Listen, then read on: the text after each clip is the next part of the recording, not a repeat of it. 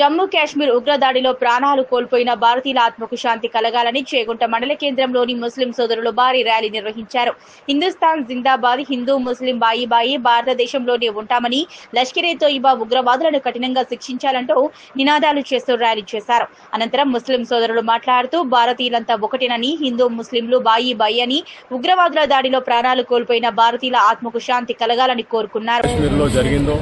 దాని గురించి నిరసన తెలపడానికి మేము అందరము నమాజ్ తర్వాత మన భారతదేశంలో అమన్ చైన్తో ఉండాలని ప్రార్థన చేసి హిందూ ముస్లిం బాయ్ బాయ్ కలిసి ఉండాలని మంచిగా కోరుకుంటూ ఇలాంటి దుర్మార్గ చర్యలు చేసిన లష్కరే తోయిబా వాళ్ళకి పాకిస్తాన్ కానీ ఏది కానీ వాళ్ళని కఠినంగా శిక్షించాలని మా భారతదేశ ప్రభుత్వాన్ని కోరుతూ మేము కూడా మా భారతదేశాన్ని కాపాడుకోవడానికి మేము కూడా ముందు సిద్ధంగా ఉన్నామని ఇక్కడ మేమందరం సమావేశం జరిగింది. కేవలం మొన్న జరిగిన సంఘటనల వలన ఆ సంఘటనకి మేము కూడా వ్యతిరేకిస్తున్నాము.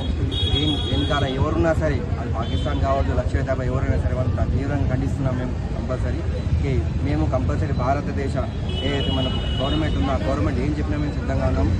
లాస్ట్ ఫైట్ అయినా సరే మేము వారి కోసమైనా సిద్ధంగా ఉన్నాము. దీన్ని చాలా మేము ఖండిస్తున్నాము. మేరా భారత్ మహాన్ హై.